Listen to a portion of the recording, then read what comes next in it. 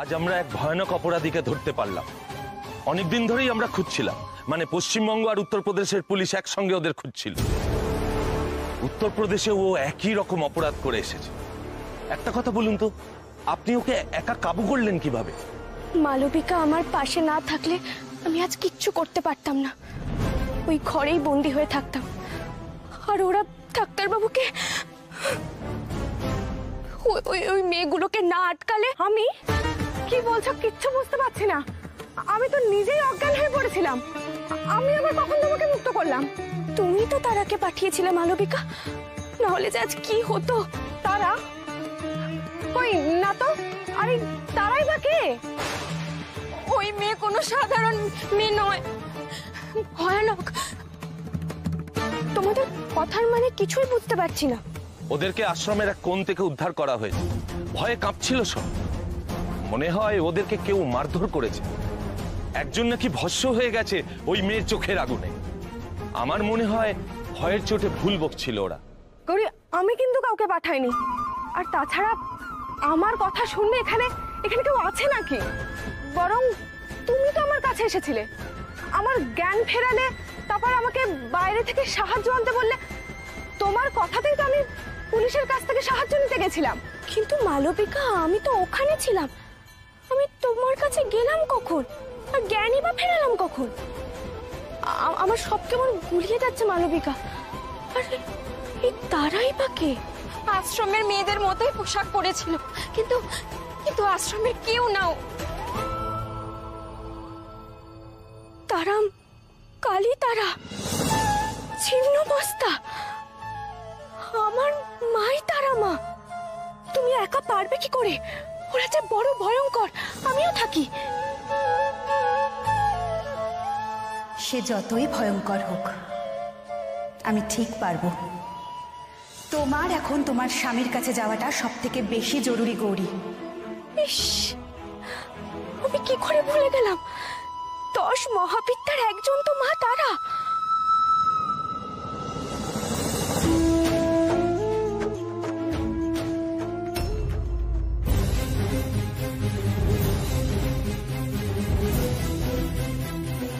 ভুল করেছি, মস্ত ভুল করেছি আমি।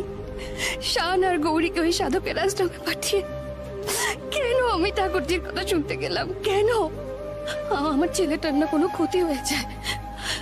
জানি না সেই জন্যই কি প্রদীপটা তখন নিভে গিয়েছিল। এটা সবাইকে এক্ষুনি জানাতে হবে।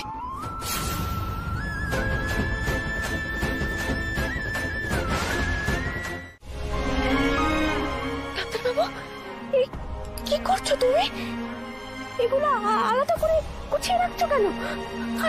আর তুমি আমাকে ওখানে একা ছেড়ে চলে এলে? গৌরী, গৌরী, আমি কি করছি, কেন করছি আমি নিজেও জানি না, জানো।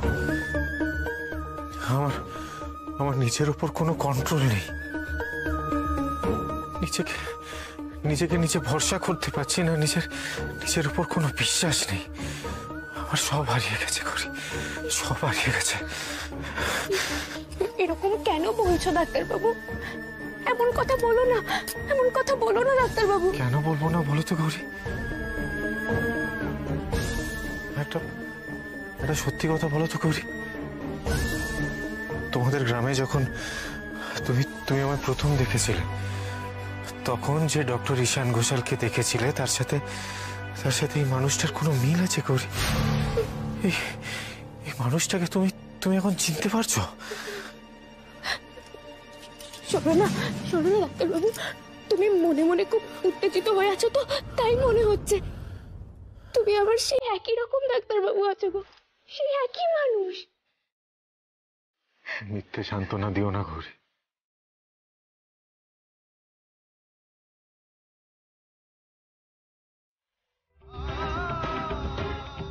ঘুমোলেও তো ওই ছেলেটা আমার স্বপ্নে আসছে গৌরী। যে ঈশান দিনের পর দিন একা একা ডিসেকশন রুমে ডিসেকশন করত, ভিসেরা নিয়ে পড়াশোনা করত, কেউ ভূতের কথা বললে যার হাসি পেত, সেই ঈশান কিনা ভূতের হাত থেকে বাঁচতে একজন তান্ত্রিকের কাছে যাওয়াটা মেনে নিয়েছিল।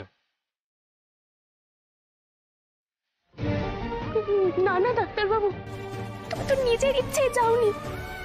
আমি তোমাকে নিয়ে গেছিলাম, মায়ের দোহাই দিয়েছিলাম, তাই গেছিলে তুমি।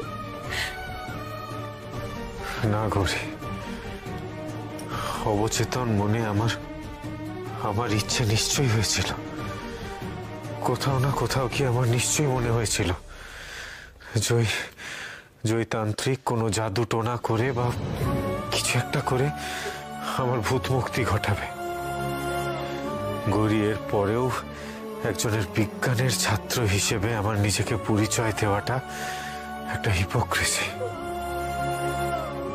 না ডাক্তারবাবু, সব দোষ আমার, সব দোষ আমার। তুমি তো আমার কথা মতোই গেছিলে। তুই আমাকে বকো, মারো, যা খুশি বলো, আমি কিচ্ছু মনে করবো না। কিন্তু দোহাই তোমার ডাক্তারবাবু, এভাবে নিজেকে কষ্ট দিও না। তুমি ডাক্তার ঈশান ঘোষাল, এটাই তোমার সব থেকে বড় পরিচয়। আর ওই অপারেশনের সময় কি হয়েছিল?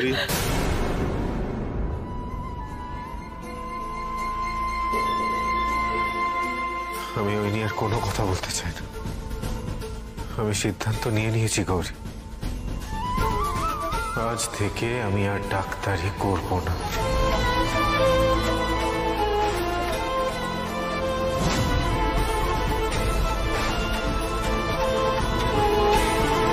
সরভাজা, আমি জানি এটা খেতে তুমি খুব ভালোবাসো।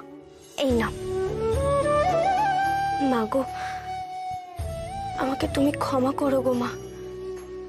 তুমি বারবার আমার কাছে আসো, কত বিপদ থেকে আমাকে উদ্ধার করো তুমি, কিন্তু আমি তোমাকে চিনতে না পেরে ফিরিয়ে দিই।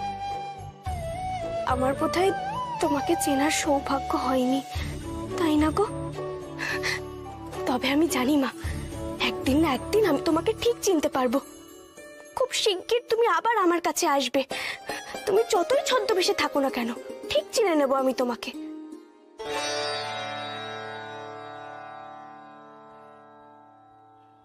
জানো তো মা,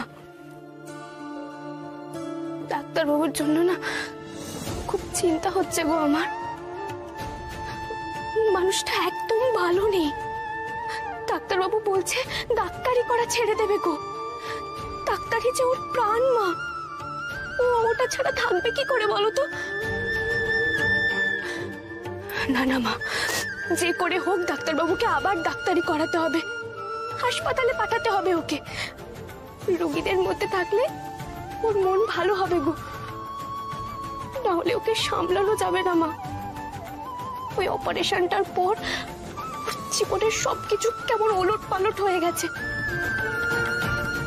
জানো তো মা, আমার মন বলছে গো, ওই অপারেশনের সময় কিছু একটা গন্ডগোল হয়েছিল। যে মানুষটা চা কফি ছাড়া কোনো রকম কোনো নেশা করে না, তার পেটে কিনা মাদক পাওয়া গেল। এটা নিশ্চয়ই কেউ ইচ্ছে করে করেছে। মা গো, আমার না ওই নার্সটাকে খুব সন্দেহ হয় মা। আমার মনে হয় ওই নার্সটা কিছু একটা লুকোচ্ছে মা। ওর বাড়িতে গেলেই সবটা জানা যাবে।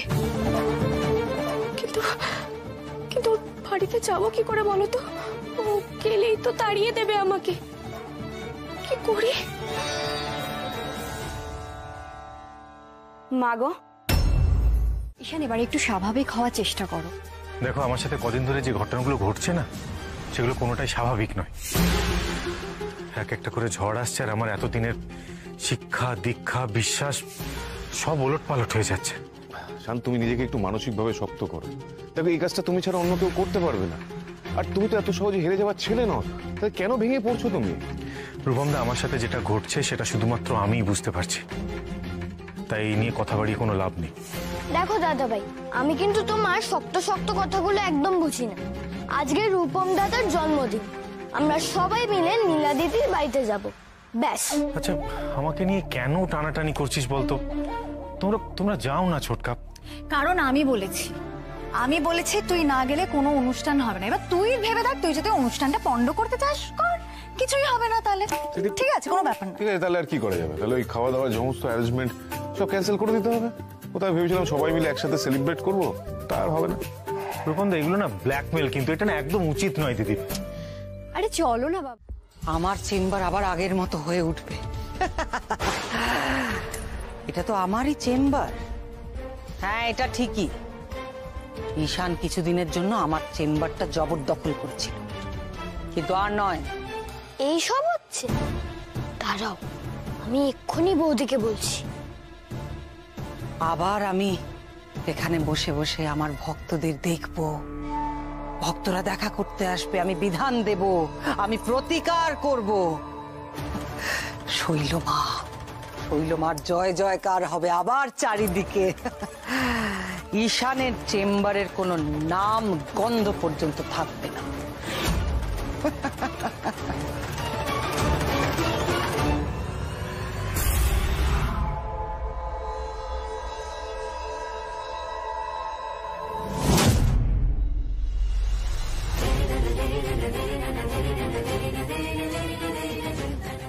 না শৈলমা, ডাক্তার বাবুর নাম এখান থেকে সরানো যাবে না।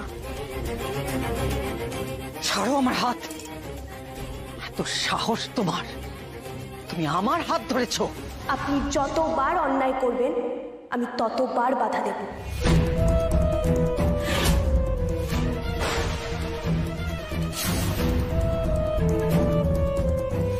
ডাক্তার বাবু এই চেম্বারে আবার রুগী দেখবেন।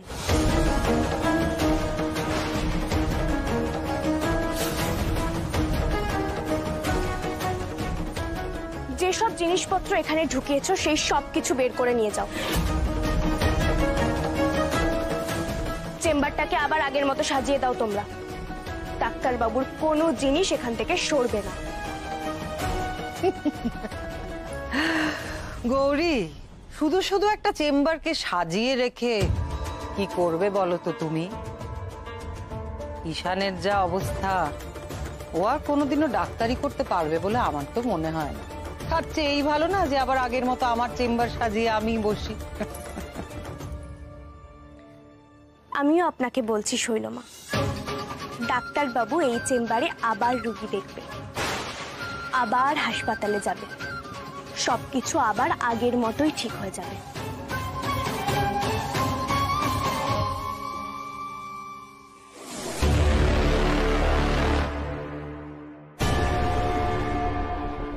ঢাকো ঢাকো, শাক দিয়ে মাছ ঢাকার চেষ্টা করে যাও গৌরী, কোনো লাভ নেই। কারণ ঈশানকে আমি ভেতর থেকে ভেঙে গুড়িয়ে দিয়েছি। এবার শুধু অপেক্ষা তোমাকে ভাঙার। যেদিন সেটা হবে সেদিনই 16 কলা পূর্ণ।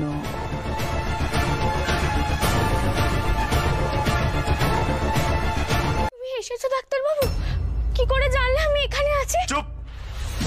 আর একটাও কথা বলবে না তুমি। তোমাকে আমি আগেই সাবধান করেছিলাম। এই, কে পাঠিয়েছে তোদের?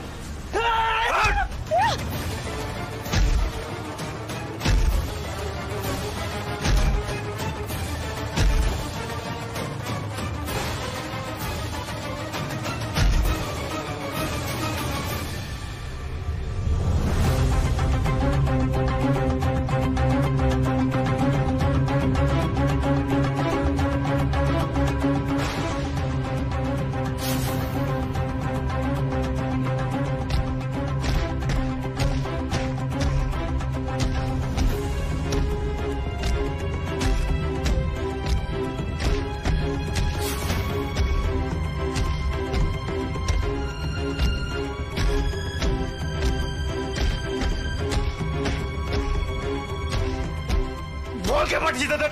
বল বল। বলছে আর বলবে না, রমা পাঠিয়েছেন। রমা মানে? কোন রমা? আমাদের নার্স? হ্যাঁ ডাক্তার বাবু। মানে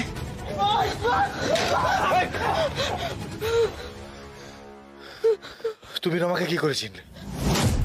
তুমি কি এর মাঝে হসপিটালে গিয়েছিলে? আর রমাই বা তোমাকে মারার জন্য গুন্ডা কেন পাঠাবে? গৌরী, তুমি কি কিছু করেছো? বলছি বলছি আমি সব বলছি ডাক্তারবাবু, তুমি ঠান্ডা মাথায় আমার কথাটা শোনো। গৌরী, আমি কিন্তু কোনো রকম ঘোরানো পেঁচানো কথা শুনতে চাইছি না। যেটা ঘটেছে সেটা স্পষ্ট করে সত্যি কথা বলবে। দেখো ডাক্তারবাবু, অপারেশনের সময় তোমার যে ভুল হয়েছিল সেটার জন্য তুমি দায়ী নও। তুমি তো আর জেনে শুনে মাদক নাওনি। আমার সন্দেহ তোমার চায়ে মাদক মেশানো হয়েছিল। কি গৌরী, কি বলছো তুমি? চায়ে মাদক? হ্যাঁ ডাক্তারবাবু, রমা তোমার চায়ে মাদক মিশিয়েছিল। তোমার কোনো দোষ ছিল না গো। তুমি নিজেকে দোষী ভেবো না ডাক্তারবাবু এভাবে, আর মন ছোট করে ডাক্তারি করা ছেড়ে দিও না। তুমি একবার ভাবো তো, তুমি ডাক্তারি করা ছেড়ে দিলে কত মানুষ অসুবিধায় পড়বে। এর থেকে কি প্রমাণ হয় গৌরী? গরিব, আমার হাতে একজন ছেলে মারা গেছে। এর থেকে বড় সত্যি তো আর কিছু হতে পারে না। এবার সেটা কেন হয়েছে, কিভাবে হয়েছে, তাতে কি এসে যায়? গৌরী, অপরাধবোধ দিন রাত প্রতিটা মুহূর্ত আমাকে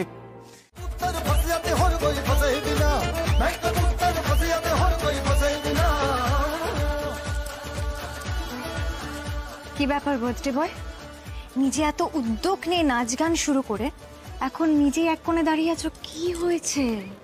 যেচে অপমানিত হতে হলো তো? কি দরকার ছিল ওদেরকে এখানে ডাকার? তুমি তো জানো ওরা তোমাকে পছন্দ করে না নীলা। যেচে এইভাবে অশান্তি ডাকার কোনো মানে হয়? প্লিজ, কি করছোটা কি আসতে বলো, ওনারা শুনতে পাবেন তো। শুনিয়ে শুনিয়ে বললে তো শুনতেই পাবো। হ্যাঁ রে রূপম, তুই এতটা বদলে গেছিস? আমাদের এখানে ডেকে নিয়ে এসে এভাবে অপমান করছিস? আর তুমিও তো কম ধরিবাজ মেয়ে নও। আমার ছেলের মুখ দিয়ে সকলের সামনে এইভাবে বলালে আমরা কতটা খারাপ, আমরা কতটা অশান্তি করতে পারি। এই জন্যই আমি আসতে চাইনি। ছেলের কাছে এসে ছেলের জন্মদিনে এইভাবে অপদস্থ হতে হবে? আপনারা বিশ্বাস করুন, আমি মন প্রাণ থেকে চেয়েছিলাম যে আপনারা আপনাদের ছেলের জন্মদিনে আসুন। এক বিন্দু চাইনি আপনার অপমানিত হন। আর রূপম, এটা রূপমের নেহাত রাগের কথা, মন থেকেও একটাও কথা বলেনি। আমার ছেলেকে যখন আমার কাছ থেকে কেড়ে নিয়েছো তখন না এসব জন্মদিন এগুলোর কোনো মানে রাখে না। তুমি সবকিছুর জন্য দায়ী, বুঝলে? আর এখন সাফাই গাইছো? এসব আপনারা কি বলছেন? আপনারা তো নিজেরাই পছন্দ করে দেখে শুনে নীলা দিদির সঙ্গে রূপম দাদার বিয়ে দিতে চেয়েছিলেন। আর এমনটা তো নয় যে ওরা বাড়ির অমতে গিয়ে ভালোবেসে বিয়ে করেছে। বা গৌরী প্লিজ, কি নীলা দিদি আজ আমাকে বলতে দাও। বা আমাদের মতো ঘটনাচক্রে বিয়ে হয়েছে, এমনটা তো নয়। তাহলে কেন নীলা দিদিকে সহ্য করতে পারেন না আপনারা? কেন ওকে ধরিবাজ বলছেন? আমি ওকে সহ্য করতে পারি না, তার যথেষ্ট কারণ আছে। যে মেয়ে বাড়ির লোকের আপত্তি সত্ত্বেও হবু বরের সাথে দেখা করতে গিয়ে বিয়ের আগের দিন দুর্ঘটনা ঘটায়, বিপদে পড়ে, শরীরে খুঁত হয়, একটা কুতলা মেয়ের সাথে তো আমি আমার ছেলের বিয়ে দিতে পারি না।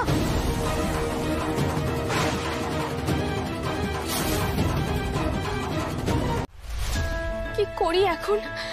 নীলা দিদিদের বাড়িতে এক্ষুনি যেতে হবে, কিন্তু ডাক্তারবাবু তো ফিরছেই না। কাকে ডাকবো?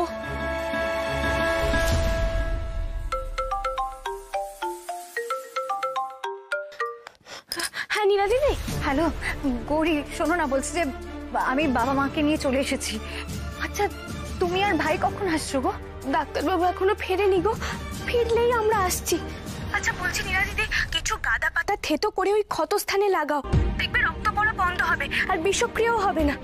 ডাক্তারবাবু ফিরলেই আমরা চলে আসছি, হ্যাঁ চিন্তা করো না।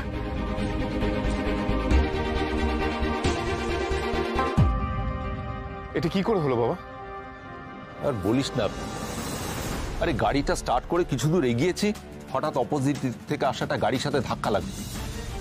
ভাগ্য ভালো যে অ্যাক্সিডেন্টটা খুব একটা জোরালো হয়নি, কিন্তু তোর মায়ের খুব ভালো চোট লেগেছে এবং এই হেমারেজটা আমার খুব চিন্তায় ফেলে দিল আর কি। দেখি, মায়ের কিচ্ছু হবে না, মা ঠিক হয়ে যাবে।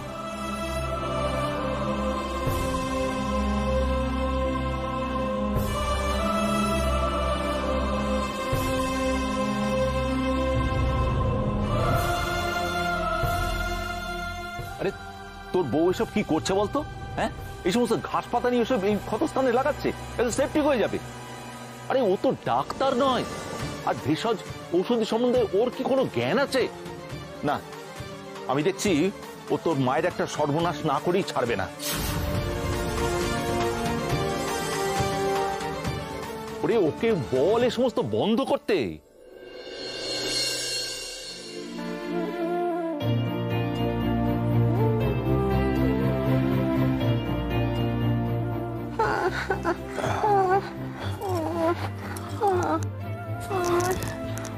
আমার এখানে কেন নিয়ে এসছে? কে নিয়ে এসছে আমাকে এখানে? আমি এখানে থাকবো না, বাড়ি যাবো। মা মা তুমি একটু শান্ত হও, একটু ধৈর্য ধরো, তুমি ঠিক হয়ে যাবে মা। তুমি ঠিক হয়ে গেলে তারপর বাড়ি চলে যাও, ততক্ষণ একটু শান্ত হও।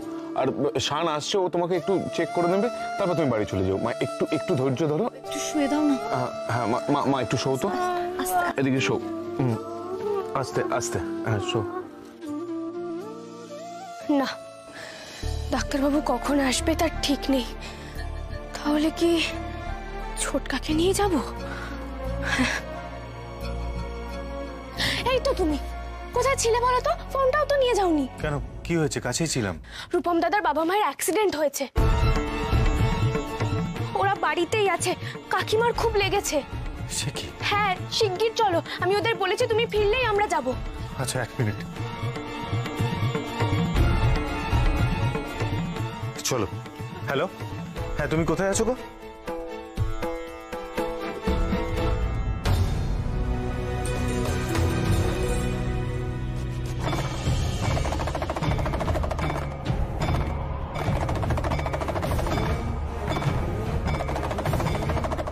ঈশ্বরের অংশ যে হবে, এই জলে তার প্রতিবিম্ব পড়বে। ডাক্তারবাবু ঈশ্বরের অংশ?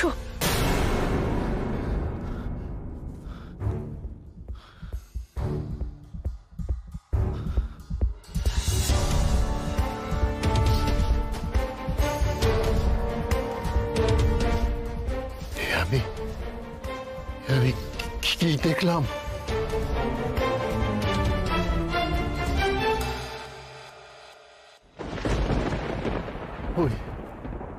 ওই ঘটনা ঘটার পর থেকে আমি কিছুতেই স্থির থাকতে পারছি না।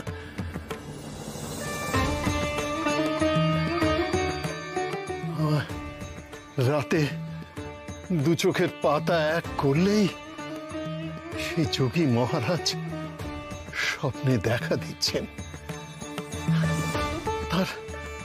তার কথাগুলো আমি কিছুতেই ভুলতে পারছি না। যেন তিনি আমাকে চোখে আঙুল দিয়ে দেখিয়ে দিতে চাইছেন ঈশানের স্বরূপ।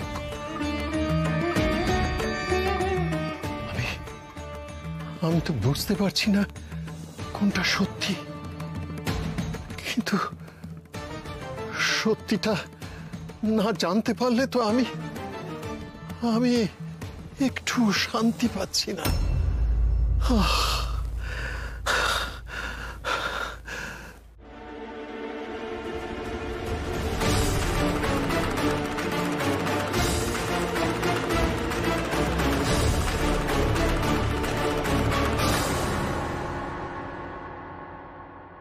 বিশ্বাস করতাম, আর তারপরেও তুমি আমার সাথে এরকম একটা বিশ্বাসঘাতকতা করলে। আমাকে বিপদে ফেলে তোমার ঠিক কি লাভ হলো বলো তো?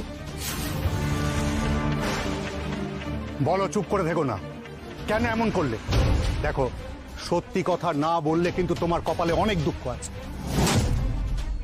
আমার বিশ্বাস কেউ টাকার বিনিময়ে রমাকে দিয়ে এই কাজগুলো করিয়েছে। ডাক্তারবাবুর এমন কেউ শত্রু আছে যে চাইছে যেভাবে পারে ডাক্তারবাবুর ক্ষতি হোক। রমা, বলে ফেলো কে তোমাকে দিয়ে এই কাজ করিয়েছে, বলো শিগগিরই। দেখো, তুমি যদি না বলো তাহলে কিন্তু পুলিশ তোমাকে দিয়ে সব কথা বলিয়ে নেবে। বলো শিগগিরই। রমা, চুপ করে থাকলে কিন্তু তোমারই বিপদ বাড়বে। বলে ফেলো। কি হলো বলো, কার কথায় তুমি আমার চায়ে মাদক মিশিয়েছিলে?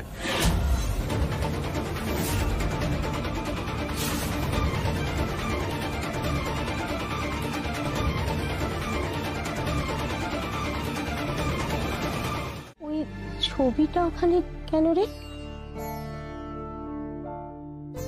কে রেখেছে ছবিটা? তুই? না, আমি না, নীলা। নীলাই সবসময় ছবিটা ওখানে রাখে। ও বলে যে বাবা মার আশীর্বাদের হাত তো আর আমাদের মাথা পর্যন্ত পৌঁছবে না, তাই অ্যাটলিস্ট ছবি দেখে আশীর্বাদ নেবার চেষ্টা করব। ছবিটা কাছে থাকলে মনে হয় বাবা মা আমাদের পাশেই রয়েছে। মা, বিশ্বাস করো, আমরা চাই না যে তোমরা আমাদের থেকে দূরে থাকো।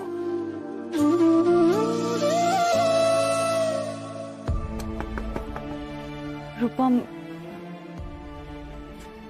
বলছি যে আমি না বাড়ি থেকে মা বাবার জন্য একটু খাবার তৈরি করে এনেছি।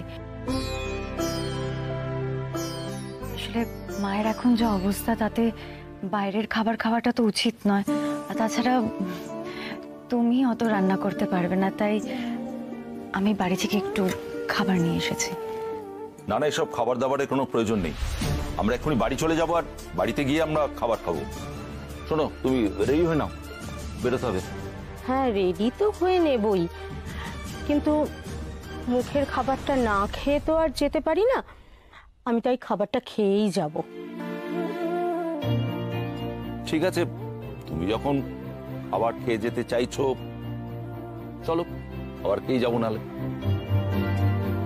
এই সব কিছু গৌরীর জন্যই সম্ভব হচ্ছে। তাহলে কি খুব শিগগিরই চেম্বার খুলবেন না ডাক্তারবাবু? না, আপনারা ধরে নিন যে এই চেম্বার বন্ধ হয়ে গেছে। না না, আমরা অন্য কারো চেম্বারে যাব না। তাহলে হসপিটালে যান, ওখানে গেলেও প্রেসক্রিপশনটা দেখালেই কাজ হবে। মানে আপনি সেখানেও রুগী দেখবেন না? না ডাক্তারবাবু, আপনি ছিলেন আমাদের ভগবানের মতো। এত অল্প টাকায় আপনি রুগী দেখতেন, আমাদের যে কি উপকার হতো। আপনার ওপরই ভরসা করেছিলাম আমরা। আর ভরসা করবেন না আপনারা। ওকে বলে কোনো লাভ নেই। ও ঠিক করেই নিয়েছে যে কারোর কথা শুনবে না। প্রত্যেকদিন কত মানুষ ওর দরজার সামনে এসে ঘুরে যাচ্ছে, অথচ ওর সিদ্ধান্ত বদলাচ্ছে না। এমনকি ওর নিজের মা অসুস্থ, তার পর্যন্ত চিকিৎসা করছে না, অন্য ডাক্তারকে দিয়ে করাচ্ছে। তাই বলছি, আর মুখ নষ্ট করবেন না আপনারা। ফিরে যান, কোন ডাক্তারকে দেখাবেন সেটা আপনারাই বুঝে নিন। ডাক্তারবাবুর তাতে কি যায় আসে?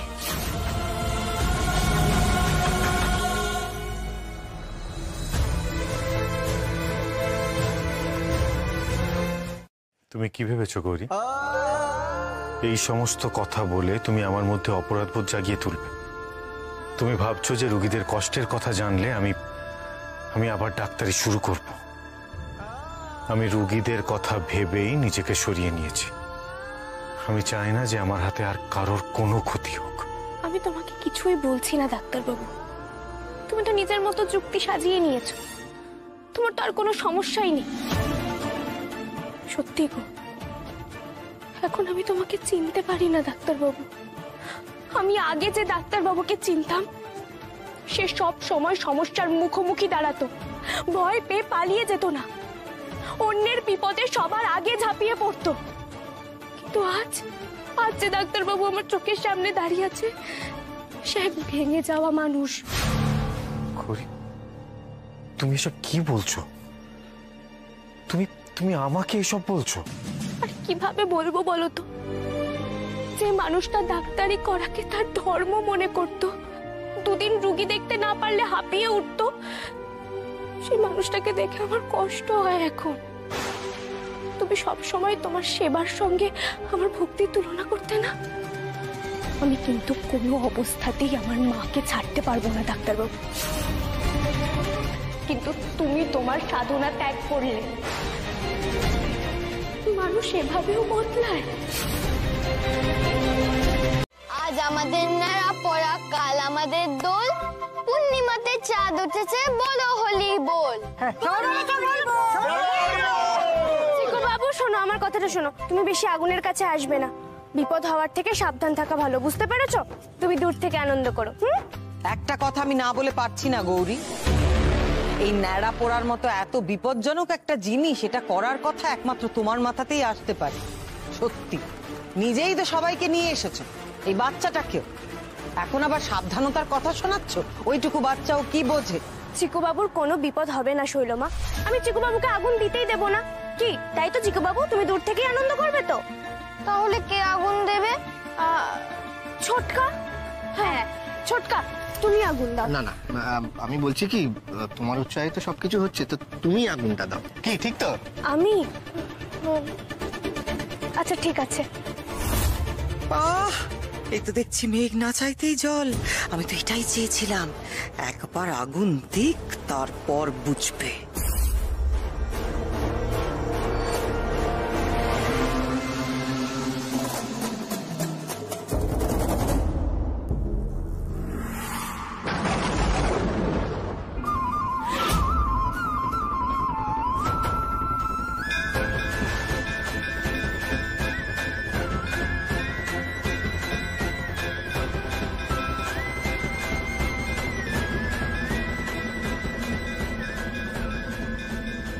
কি সব হচ্ছে? আর এত জোরে ঘন্টা কে বাজাচ্ছে?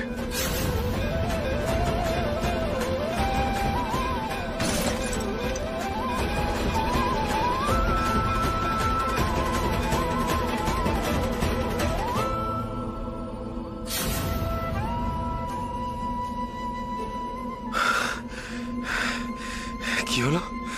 আমার আমার শরীরটা এরকম খারাপ লাগছে কেন? গৌরীর কিছু হলো তোমার শরীরটা এরকম খারাপ লাগে? তাহলে তাহলে কি গৌরীর কিছু হলো? গৌরী, গৌরী, গৌরী!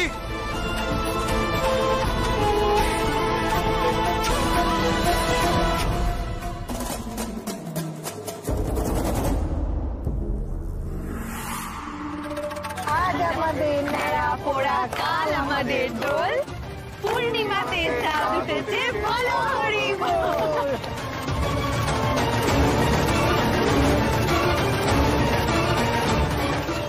আগুন, আগুন থেকে বিপদ গৌরীর।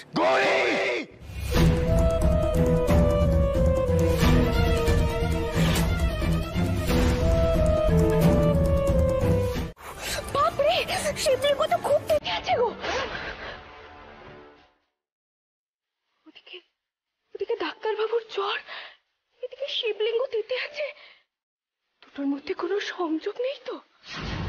গঙ্গাজল দিতে হবে। নীলা দিদি তুমি একটু চন্দন বেটে আনো তো। গঙ্গাজল। ওম নমঃ শিবায়, ওম নমঃ শিবায়, ওম নমঃ শিবায়। আমি কি সংকেত পেলাম ঠাকুর? এই সবই তো সেই ভবিষ্যৎবাণী থেকে ইঙ্গিত করছে।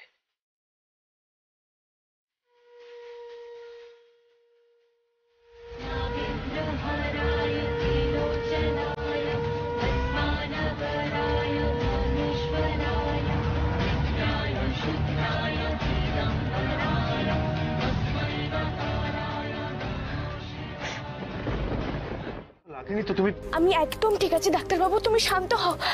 তুমি তো আমাকে বাঁচিয়েছো। আমি কি ডাক্তারবাবুর গা তো একদম ঠান্ডা, একটু আগেই তো জ্বরে পুড়ে যাচ্ছিল।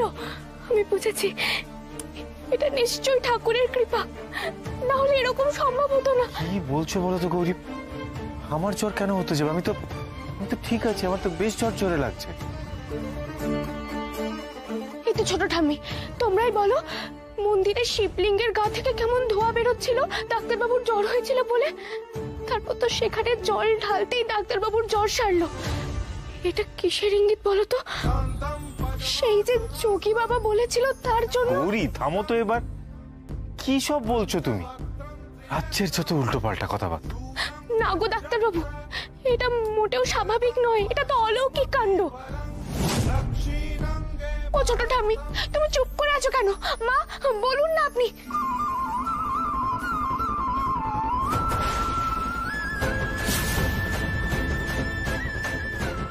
এ বালক সাধারণ বালক নয়, স্বয়ং মহাদেবের মতন হবে ত্যাগী পুরুষ। দুটো ঘটনা পরপর ঘটলো। শিব ঠাকুরের বিগ্রহ ঠান্ডা হতে না হতেই ভাইয়ের এখানে জ্বর পড়ে গেল। বলে তো যোগী পুরুষ সত্যি কথাই বলেছিলেন, ডাক্তারবাবু সত্যি মহাদেবের অংশ। শোনো গৌরী, আজকে যে কথা তুমি মুখে এনেছো, ভবিষ্যতে জানো কোনোদিন আমি তোমার মুখে এই কথা না শুনি। গৌরী, আমার ছেলে, আমি তাকে গর্ভে ধারণ করেছি, তার সাথে আর কারো কোনো যোগ নেই, কিচ্ছু নেই। ওই সিদ্ধ পুরুষ যা বলেছে একটাও সত্যি কথা নয়, সব মিথ্যে। সেটা মিথ্যে কথা, বড় বউ দাঁড়াও। আশ্চর্য তো, মা এতদিন কথা বলতে পারছিল না, তারপর এভাবে হঠাৎ করে চিৎকার করে উঠলো। আর এই কথাগুলোতে এত রিয়াক্ট করার কি ছিল? কি হচ্ছে না হচ্ছে আমি তো কিছুই বুঝতে পারছি না, সবটা না কেমন যেন গুলিয়ে যাচ্ছে। মা গো, আমি বড় দ্বিধার মধ্যে আছি গো মা। ডাক্তারবাবুর সাথে যে সমস্ত কিছু হচ্ছে তার উত্তর সত্যি আমার কাছে নেই গো। আর আমি এও জানি যে মা কিছু একটা লুকোচ্ছে আমার থেকে। ডাক্তারবাবুর গলায় নীল দাগ, কপালে ত্রিনয়ন, পিঠে ত্রিশূল চিহ্ন, যোগী বাবার কথা, সব তো একই দিকে নির্দেশ দিচ্ছে মা। তাহলে আমি যেটা ভাবছি সেটাই কি ঠিক? সত্যিটা কি মা? আমিও তো এক ধরনের ভুক্তভোগী গো। যখন সবাই আমাকে মা মা মা মা করছিল,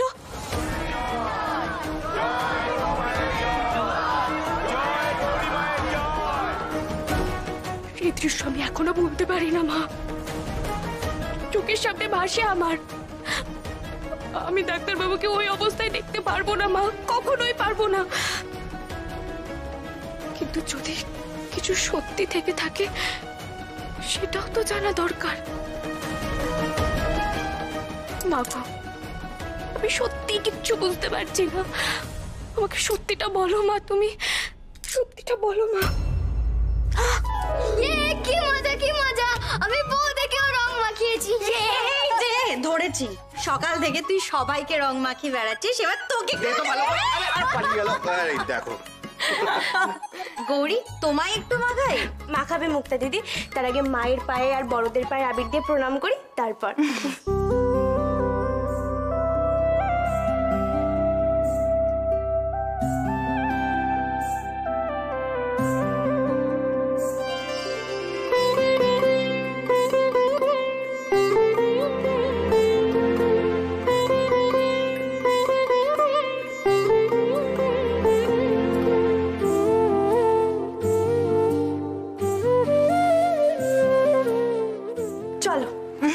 চল।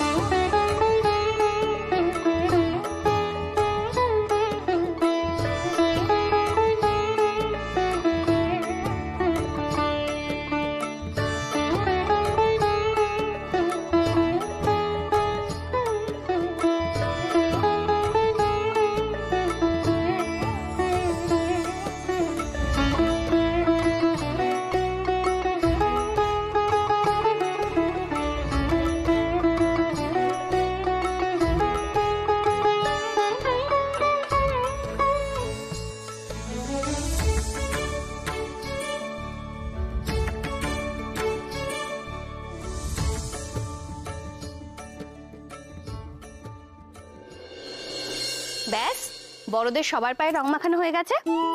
এই নীলা, বলছি এবার সবাইকে নিয়ে দালানে চলে যা তো, যত ইচ্ছে রং খেল, এখানে কেউ রং ছড়াবি না। ঠিক আছে।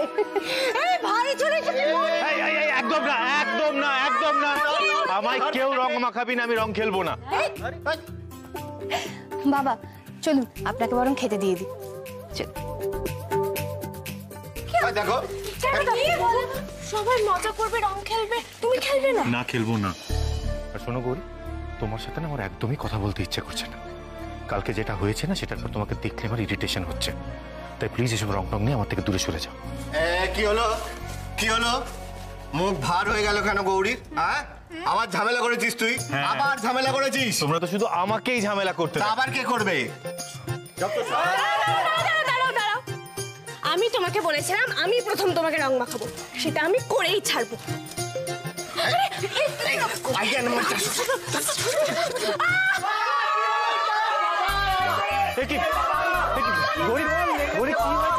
কোথায় লেগেছে? আরে দেখ না ভালো করে, দেখ দেখ দেখ দেখ ভালো করে।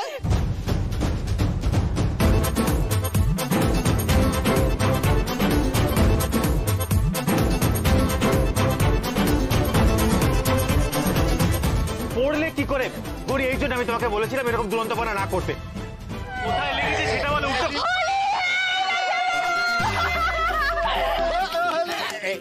এই অসভ্যতাগুলোর কি মানে গৌরী? আমি তো বলেছিলাম আমি রং খেলবো না। তাহলে তাহলে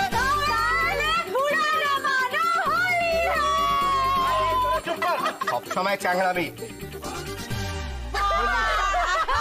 আরে বাবা, আজকে তো সবার রঙে রং মেশাতে হবে, এই জন্য বলছি যে মনের ভেতর কোনো দুঃখ পুষে রেখো না, ঠিক আছে?